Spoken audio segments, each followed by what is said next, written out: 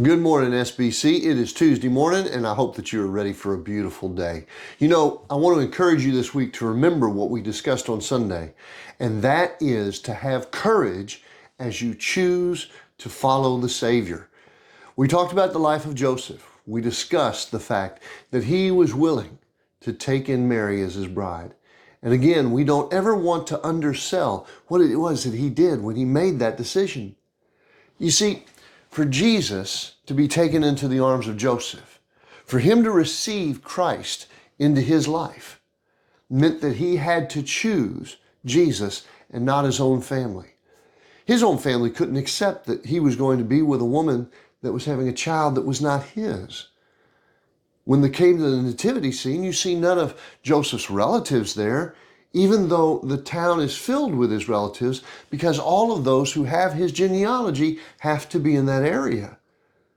We also know that Joseph was willing to choose to hold on to Jesus instead of hand him over to Herod. Herod was going to look for this child, seeking to take the child's life, but Joseph wasn't willing to let him go. Joseph was willing to hold on to Jesus instead of his own culture. He left his hometown, he left his family, he left all that he understood and knew, and under the command of God, went carrying Jesus down into Egypt.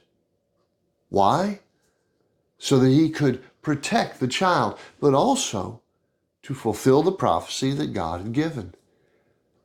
Here is Joseph making the decision to receive Jesus into his life, but in doing so, he places himself in opposition against his own family, his own culture, his own government. He did all of that because he chose to embrace the Christ child. If you remember, on Sunday we had a conversation that the Nativity is not simply painted there in the Gospels, it's also painted in Revelation, where in chapter 12, the dragon waits for the child to be born so that he may devour it. That symbolism, that picture of the adversary looking to destroy the very Savior who came for us.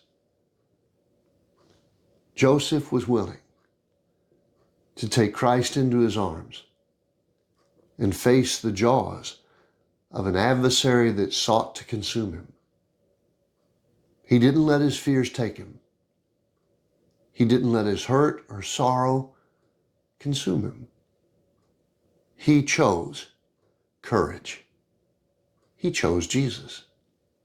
So today, in your process of living the Christian faith out, have courage. Be brave. Speak with those who need to hear the gospel message. It may not be culturally acceptable anymore, but it's still biblically true. Have the courage to share the good news with someone that you've received Christ into your life. You say, it might cost me my friendship, but you'll hold on to Jesus. Have the courage to speak the name of the Christ child, to hold on to him and let go of everything else. Be brave and make it a great day, SBC. I'll look forward to catching up with you as we celebrate Christmas this coming Sunday right here at Second Baptist.